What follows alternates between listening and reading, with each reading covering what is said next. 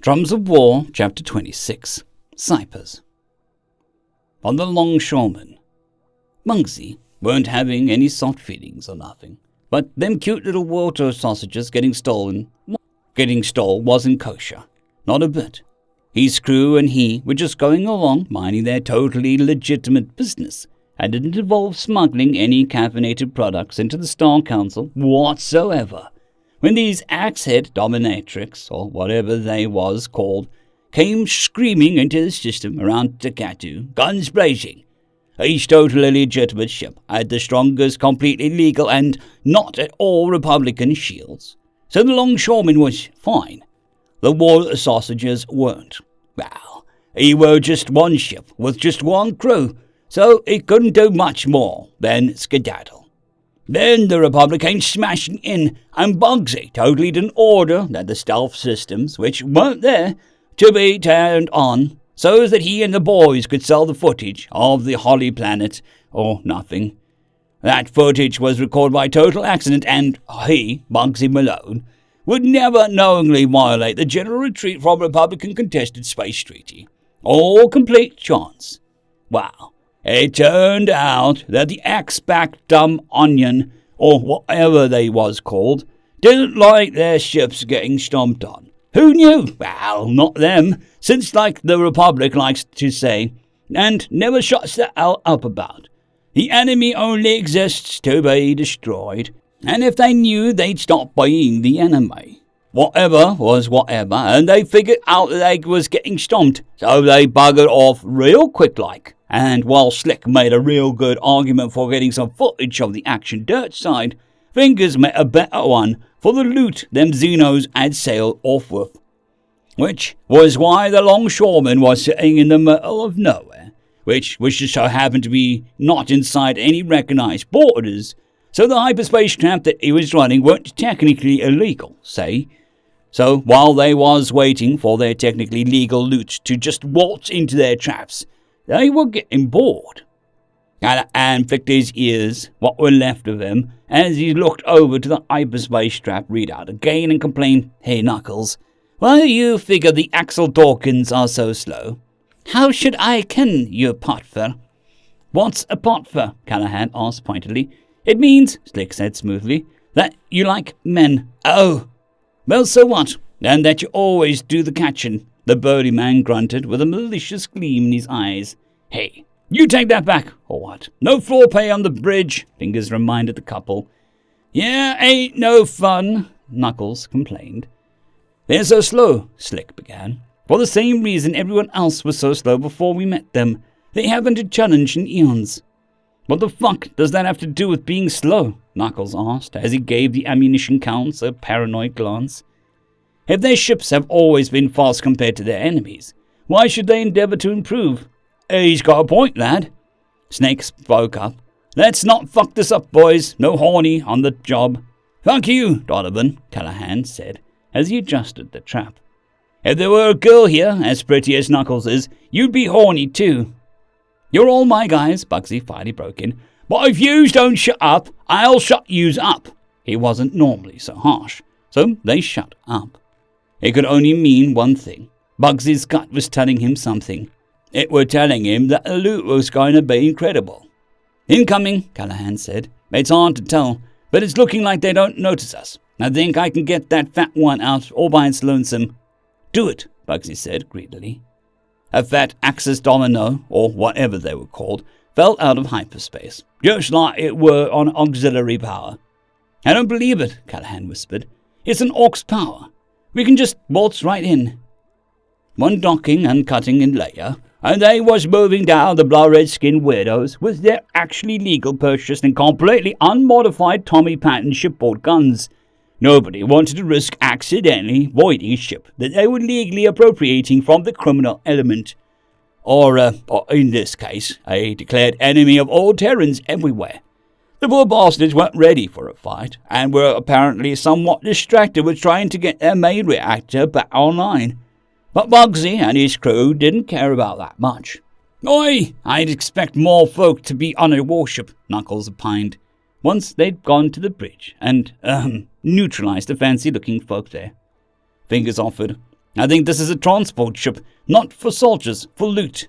Well, that just makes me an even better genius, Callahan crowed, as he snapped the auto-translator into what was probably an access port. Boss, come look at this. Shite, Bugsy spat. I weren't trying to be no fighting hero. The ship's manifest included over 1,000 new-made serfs, untrained. On the planet San Francisco 14, it'll work this time, we swear. Hey, do you have... Masho Parker managed to get out before the door closed in his face. Undeterred, he went on to the next house, in the barrio. There he got as far as, Hi, do you have a minute? Before the door was closed in his face. Then he went to the next 7 houses, where the doors were shut just as soon as the residents got a clear look at him. He persevered, though, and sometimes he even got enough time to say, Hi, do you have a minute? Before the door was closed in his face. Then he amazingly said, Hi, do you have a minute to talk about the war? Dois mio, an age-bent, silver-furred woman murmured, What does a little boy like you need with the war? Masho replied in Old Mexican and tried not to bristle.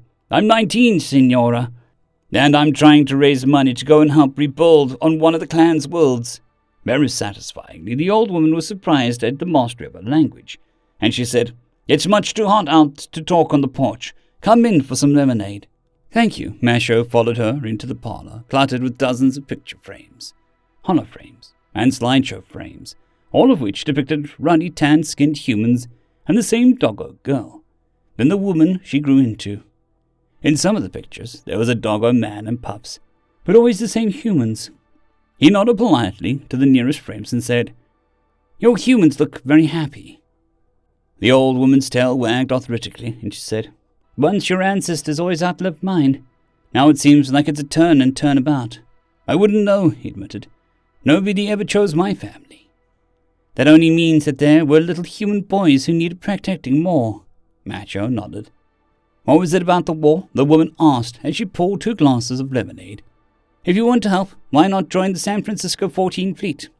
Masho accepted the lemonade gratefully as he answered.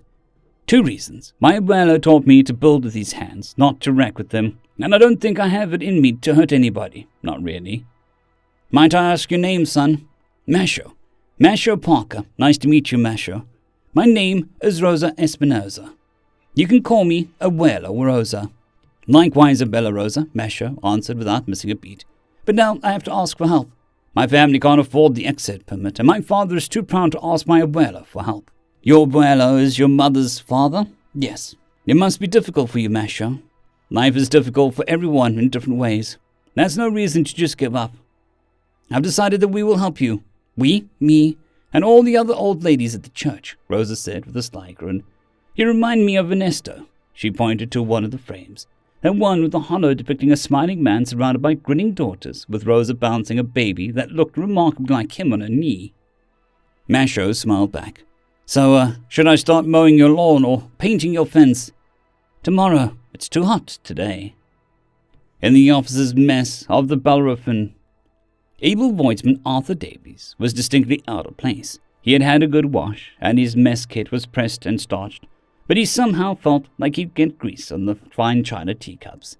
Hastings, Lieutenant Edward Hastings, had invited him to tea in the officers' mess to build on their esprit de corps of the gunnery crew, but able voidsman Davies was of a mind that beers about the battery did better. From the stiff movements of Bennett, Sinclair, and Foster, they agreed. Rank wasn't such a sticking point in an enlisted country, but here in the uppity-ups and muckety-mucks, able voidsman Davies was obliged to recall that it was Chief Gunner's Mate Amelia Bennett, leading voidsman Charlotte Sinclair, and voidsman Elizabeth Foster.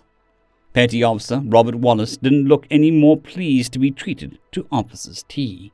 The man normally didn't stand on ceremony, and preferred to be called Petty Rob for the sake of brevity. Lieutenant Hastings looked pleased as punch, or at least as pleased as punch as a block of wood can look, anyhow. Gunner's Mate Victoria Scott looked how she always looked, mildly perturbed by the universe in general, and Midshipman Henry Thompson looked like an eager boy still wet behind the ears from the last time his mum bathed him. They, at the very least, didn't look out of place. This was, of course, their mess, after all. Ladies and gentlemen, Lieutenant Hastings said grimly, we go to battle. Not against pirates and criminals, as we are accustomed, but against an empire. Yes, Gunner's Mate Scott said. We are aware, sir. I wish to have you here, in the seating, where you might raise your concerns. I'm concerned that there's no beer at the table, Petty Rob grumbled into his tea. It is good to discuss such things soberly, the lieutenant chided mildly. Shall we truly obey a Republican officer? Midshipman Thomas asked. Abel Boisman Davies wasn't surprised that the notion troubled the boy. It took a few times out for the old CIP chip to fall off the shoulder. No, Captain Shell, the gunner's mate Scott explained. We're being folded into battle group as auxiliaries. It's not the first time an Elizabethan ship took orders from a Republican officer. It'll not be the last. But why? Are our own officers not talented and dedicated commanders? Listen, kid, Abel Boisman Davies began. I'm not a kid. Listen, pup, Abel Boisman Davies began more forcibly. The Republic is always fighting somebody. Minor Xenos who think that getting off their rocks gives them the right to conquer whoever they meet. Pirates, criminal syndicates, cults, the odd unaffiliated Terran nation that goes nuts and thinks they can peel off a few planets. We're good, they're better. The boy looked sullen. The officers looked sullen. Petty Rob sighed and said, That's about the way of things. But you aren't meant to say that aloud. It's rather unfortunate that your first joint operation is with the Republic, sir. And why is that, Petty Officer? Because they'll spoil you. Sir, Chief Bennett sighed, how about we adjourn to our battery and with some beers instead? I should like to hear the story about when you were stranded on the asteroid again. Lieutenant Hastings looked as crestfallen as a block of wood can as he admitted, I thought that you enjoyed tea in this setting more. Very well, but I shall tell a story that you haven't heard yet. End of chapter. I'd greatly like to thank our Tier 5 channel members, Casper Arnholtz, John Creighton, Manatharia, 050, Dragzoon WRE, and Elijah Silvercross. Thank you very much.